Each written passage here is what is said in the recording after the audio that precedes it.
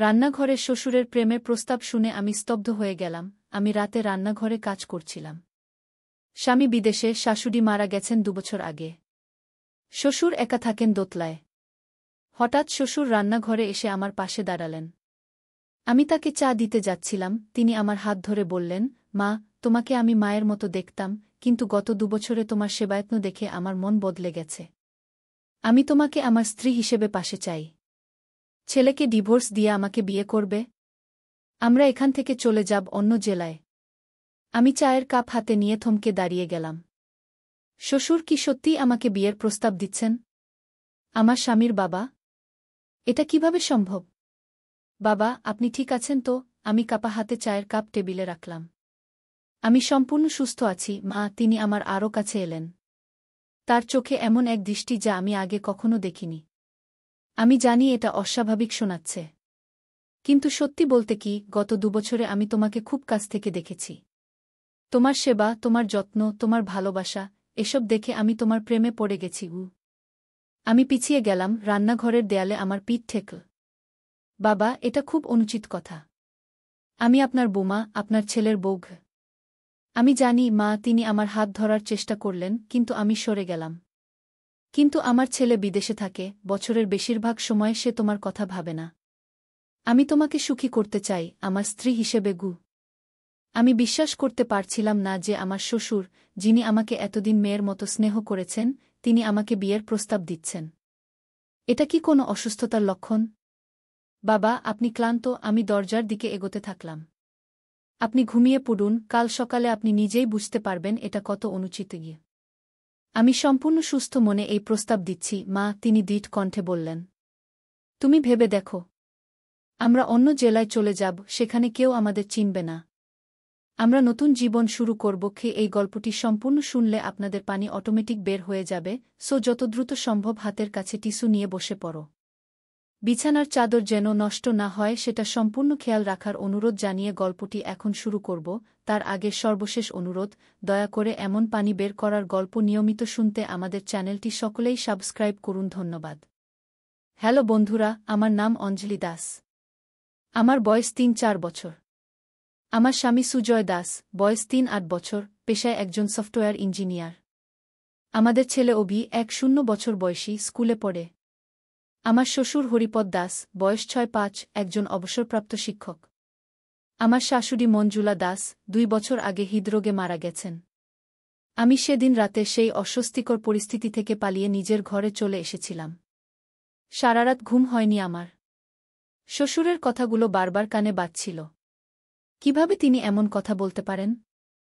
তিনি তো সবসময় খুব ভদ্র, সংযত মানুষ ছিলেন। সারা জীবন স্কুলে পড়িয়েছেন, সমাজে সম্মানিত একজন ব্যক্তি। এই প্রস্তাব কি তার মানসিক অবস্থার অবনতির লক্ষণ? পরদিন সকালে আমি যথারীতি নাস্তা তৈরি করলাম। শ্বশুর যখন নিচে নামলেন, আমি ভয়ে কাঁপছিলাম। তিনি কি আবার সেই বিষয় উল্লেখ করবেন? মা, লুচি খুব সুন্দর হয়েছে। শ্বশুর নাস্তা খেতে বসলেন। তিনি সম্পূর্ণ স্বাভাবিক আচরণ করছিলেন, যেন গতরাতে কিছুই হয়নি।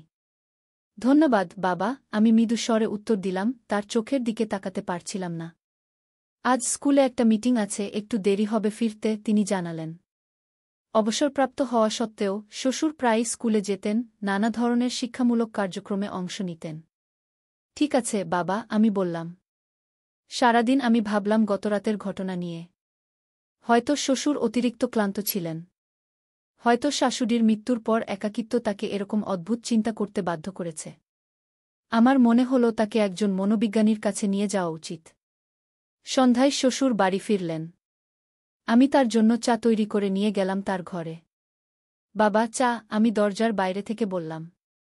এসো মা, তিনি ভিতর থেকে জবাব দিলেন। আমি ভয়ে ভয়ে দরজা খুলে ঢুকলাম। শ্বশুর একটা বই পড়ছিলেন। আজ স্কুলে কেমন ছিল বাবা? আমি স্বাভাবিক আলাপ শুরু করার চেষ্টা করলাম। ভালো, তিনি চায়ে চুমুক দিলেন। মা, গতরাত নিয়ে তোমার সাথে কথা বলতে চাই। আমার হৃদস্পন্দন বেড়ে গেল। কি ব্যাপারে বাবা? গতরাতে কি আমি কোনো অদ্ভুত কথা বলেছি? তিনি জিজ্ঞাসা করলেন। আমি অবাক হয়ে তার দিকে তাকালাম। আপনি মনে করতে পারছেন না? না মা। রাতে আমি তোমাকে চা চেয়েছিলাম, তারপর কি হয়েছিল মনে নেই? আমি বিস্ময়ে হতবাক হয়ে গেলাম। আপনি আপনি আমাকে গিয়ে। আমি থেমে গেলাম। আপনি কিছুই মনে করতে পারছেন না? না মা। কিছু অনুচিত বলেছি নাকি? তিনি উদ্বিগ্ন স্বরে জিজ্ঞাসা করলেন। আমি চিন্তা করলাম তাকে গতরাতের কথা বলা উচিত কিনা। না বাবা, এমন কিছু না, আমি শেষে বললাম। আপনি শুধু একটু ক্লান্ত লাগছিলেন গু। তিনি স্বস্তির নিঃশ্বাস ফেললেন। তাই বলো। বয়স হচ্ছে তো, মাঝে মাঝে মনে থাকে না গি। আমি ঘর থেকে বেরিয়ে এলাম মনের মধ্যে হাজারো প্রশ্ন নিয়ে। তিনি কি সত্যিই মনে করতে পারছেন না? নাকি লজ্জায় এভাবে এড়িয়ে গেলেন? সেই রাতে আমি সুজয়কে ফোন করলাম। সে লন্ডনে একটি প্রজেক্টে কাজ করছে, 3 মাস হয়ে গেল। হ্যালো অঞ্জলি। কেমন আছো? সুজয়ের উৎফুল্ল কণ্ঠ ভেসে এলো। আমি ঠিক আছি, আমি উত্তর দিলাম। বাবা সম্পর্কে একটু চিন্তিত গু। কেন? বাবার কি শরীর খারাপ? সুজয় উদ্বিগ্ন হয়ে উঠল। না, শরীর ঠিক আছে। কিন্তু মনে হয় তিনি মানসিক সমস্যায় ভুগছেন। গতকাল রাতে গু। আমি থেমে গেলাম। শ্বশুরের কথাগুলো সুজয়কে বলা ঠিক হবে কিনা বুঝতে পারছিলাম না। কি হয়েছিল গতকাল? সুজয় জিজ্ঞাসা করল। তিনি অনেক অদ্ভুত কথা বলছিলেন। আর আজ বলছেন তিনি কিছুই মনে করতে পারছেন না। আমি সংক্ষেপে বললাম। ওহ, এটা চিন্তার বিষয়। সুজয় বলল। বাবার উচিত একজন ভালো ডাক্তারের কাছে যাওয়া। হয়তো ডিমেনশিয়ার শুরুর লক্ষণ গ। হ্যাঁ, আমিও তাই ভাবছি। আমি তাকে ডাক্তারের কাছে নিয়ে যাব। আমরা আরও কিছুক্ষণ কথা বললাম। সুজয় বলল সে আরও 2 মাস পর ফিরে আসবে।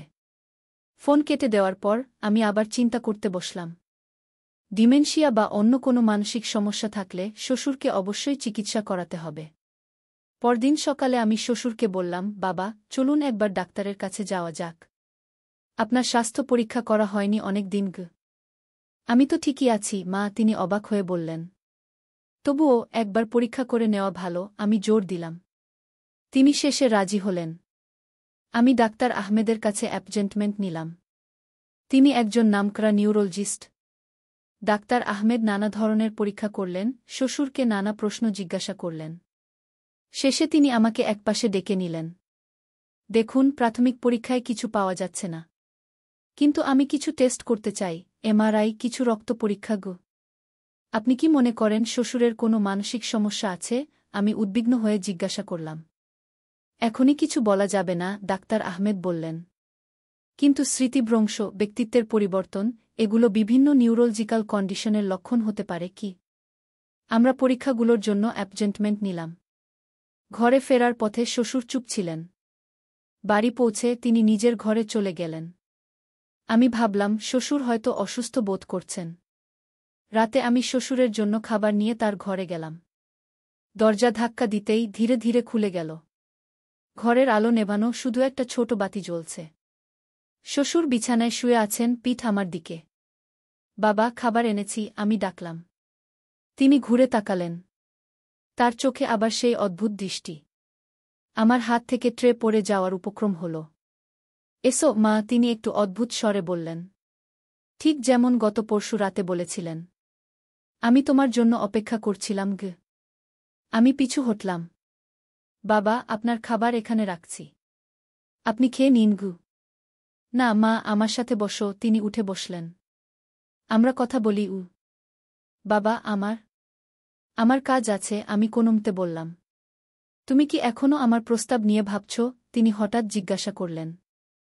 ভয় পেও না মা, আমি তোমাকে খুব সুখী রাখব। আমি আর দাঁড়ালাম না।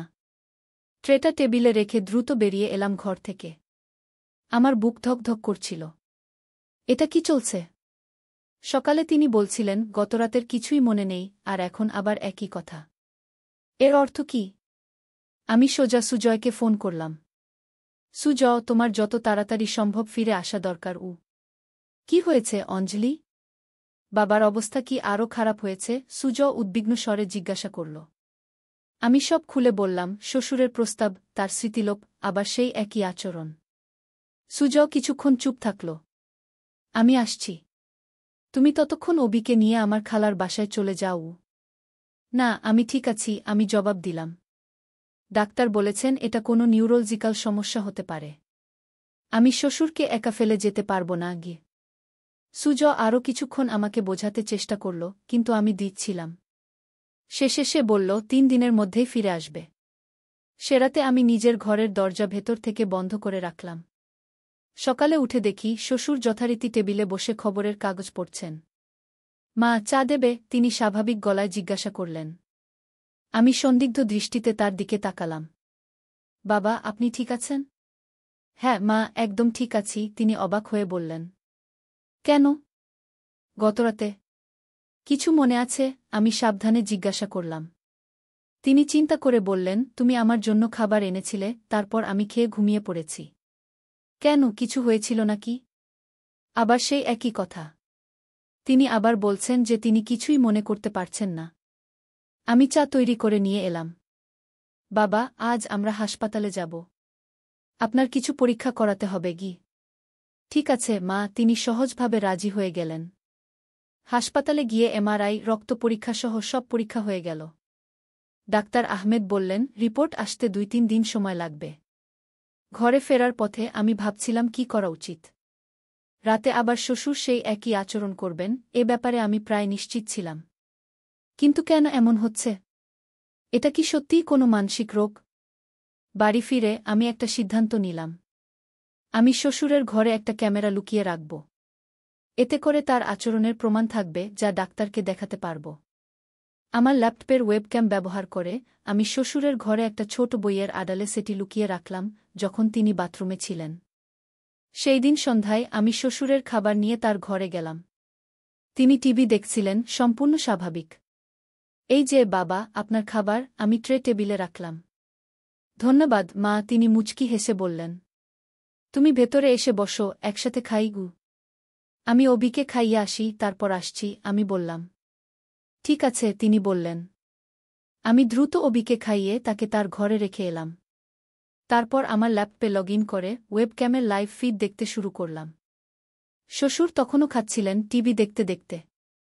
আমি লাইভ ফিড দেখতে দেখতে ভাবছিলাম, সত্যিই কি আমি তার মধ্যে পরিবর্তন দেখব? নাকি আমি নিজেই কিছু ভুল বুঝছি? হঠাৎ ল্যাপটপের স্ক্রিনে যা দেখলাম তা আমাকে স্তব্ধ করে দিল। শ্বশুর তার খাবার শেষ করে উঠে দাঁড়ালেন। তারপর তিনি যেন কারো সাথে কথা বলতে শুরু করলেন। কিন্তু ঘরে তো কেউ নেই। তুমি আবার এসেছ, শ্বশুর শূন্যের দিকে তাকিয়ে বললেন। আমি তোমাকে বলেছি আমি তোমার সাহায্য চাই না গি। আমি ল্যাপটপের সামনে স্তব্ধ হয়ে বসে রইলাম। শ্বশুর কার সাথে কথা বলছেন? আমি জানি তুমি কি চাও, শ্বশুর আবার বললেন। কিন্তু এই শরীর আমার। এটা আমার জীবন। আমি দেখলাম শ্বশুর যেন কারো সাথে বিতর্ক করছেন। তার চেহারা ক্রমশ পরিবর্তিত হচ্ছে, গলার স্বরও বদলে যাচ্ছে। না, আমি তাকে বিয়ে করব না, শ্বশুর ক্রুদ্ধ স্বরে বললেন। তুমি আমাকে দিয়ে এসব করাতে পারবে না। এরপর যা হলো তা বিশ্বাস করা কঠিন। শ্বশুর হঠাৎ তার মাথা পাঁচিলে ঠুকতে শুরু করলেন। 1 বার, 2 বার। আমি ভয়ে চিৎকার করে উঠলাম, কিন্তু ল্যাপটপে তো আমার আওয়াজ যাবে না। শ্বশুর থামলেন। তার কপাল থেকে রক্ত ঝরছে। তিনি ধীরে ধীরে সোজা হয়ে দাঁড়ালেন। আমি দেখলাম তার চোখ, মুখের অভিব্যক্তি সম্পূর্ণ বদলে গেছে। এক মুহূর্তের জন্য আমি তাকে চিনতেই পারলাম না। ঠিক আছে, আমি তোমার ইচ্ছা পূরণ করব, শ্বশুর একটি অপরিচিত, ভারী কণ্ঠে বললেন। আমি আর সময় নষ্ট করলাম না। ল্যাপটপ ফেলে আমি সরাসরি শ্বশুরের ঘরে ছুটে গেলাম। বাবা, আমি দরজা খুলে ডাক দিলাম। শ্বশুর আমার দিকে ফিরলেন। তার কপাল থেকে সত্যিই রক্ত ঝরছে, তার দৃষ্টি অদ্ভুত। মা, তুমি এসেছ, তিনি আমার দিকে এগিয়ে এলেন। আমি তোমার জন্য অপেক্ষা করছিলাম গ। বাবা, আপনি কি করছেন? আপনার মাথা থেকে রক্ত বেরোচ্ছে, আমি ঘাবড়ে বললাম। ওহ, এটা কিছু না, তিনি হালকাভাবে বললেন। আমি একটু আঘাত পেয়েছি। মা, আমার সাথে বসো। আমাদের কথা বলতে হবে গুই। আমি পিছু হটতে লাগলাম। বাবা, আমি ডাক্তার ডাকছি গু। না, তিনি আমার হাত চেপে ধরলেন। আমাদের ডাক্তার দরকার নেই। আমরা দুজন একসাথে থাকব, ঠিক যেমন আমি চেয়েছিলাম গু। আমি ঝটকা দিয়ে হাত ছাড়ালাম। বাবা, আপনি নিজের মধ্যে নেই। আপনার চিকিৎসা দরকার। আমি ঠিক আছি, তিনি উচ্চ স্বরে বললেন। আমি যা বলছি শোনো। আমি তোমাকে বিয়ে করতে চাই, আমরা একসাথে থাকব। বাবা, এটা আপনি নন, আমি কাঁপা কণ্ঠে বললাম। আপনি অসুস্থ, আপনাকে সাহায্য দরকার। তিনি হেসে উঠলেন, একটি অদ্ভুত, অপরিচিত হাসি। তুমি বুঝতে পারছ না, মা। আমি হরিপদ নই, আমি মনোজ। আমি বহুদিন ধরে এই শরীরে বাস করছি, আর এখন আমি তোমাকে চাই। আমি স্তব্ধ হয়ে গেলাম। মনোজ? কে মনোজ? আমি মনোজ, তিনি নিজের বুকে হাত দিয়ে বললেন। আমি হরিপদর ঘনিষ্ঠ বন্ধু ছিলাম, আমরা একসাথে কলেজে পড়তাম। আমি মারা গিয়েছিলাম একটি দুর্ঘটনায়, কিন্তু আমি এই শরীরে ফিরে এসেছি। আমি বিশ্বাস করতে পারছিলাম না, শ্বশুর কি বলছেন? এটা কি কোনো মানসিক রোগ? নাকি সত্যিই কোনো অলৌকিক ঘটনা? আমি হরিপদকে দেখতাম, কিভাবে সে মঞ্জুলাকে ভালোবাসত, তিনি বলতে লাগলেন। আমি তখন থেকেই তাদের সংসারে থাকতাম, অদৃশ্য হয়ে। তারপর মঞ্জুলা মারা গেল, আর হরিপদ একা হয়ে গেল। আমি তখন ধীরে ধীরে তার শরীরে প্রবেশ করতে শুরু করলাম। আমি বিশ্বাস করতে পারছিলাম না যে আমি এই কথোপকথন করছি। এটা অসম্ভব। কিন্তু সামনে দাঁড়িয়ে থাকা ব্যক্তি আমার শ্বশুর নন, এটা স্পষ্ট বোঝা যাচ্ছে। তোমাকে দেখে আমি মুগ্ধ হয়েছি, মা, তিনি আবার এগোতে লাগলেন। তুমি এত সুন্দর, এত যত্নশীল। আমি তোমাকে আমার পাশে চাই। আমি দরজার দিকে পিছিয়ে গেলাম।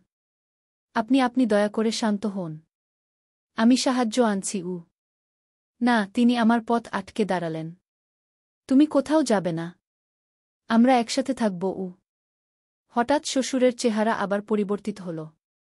তার চোখ বিস্ফারিত হয়ে উঠল, শরীর কাঁপতে শুরু করল। তিনি আবার নিজের মাথা পাঁচিলে ঠুকতে লাগলেন। বেরিয়ে যাও আমার শরীর থেকে, তিনি চিৎকার করে উঠলেন। বেরিয়ে যাও। এবার গলার স্বর আমার শ্বশুরের, আমার চেনা কণ্ঠস্বর। বাবা, আমি তার কাছে গিয়ে তাকে ধরার চেষ্টা করলাম। অঞ্জলি, সাবধান, শ্বশুর আমাকে সতর্ক করলেন। সে আমার শরীরে আছে, সে তোমাকে আঘাত করতে পারে। আমি বিস্ময়ে স্তব্ধ হয়ে গেলাম। এটা কি সত্যিই সম্ভব? আমার শ্বশুরের শরীরে কি সত্যিই কোনো আত্মা বাস করছে? বাবা,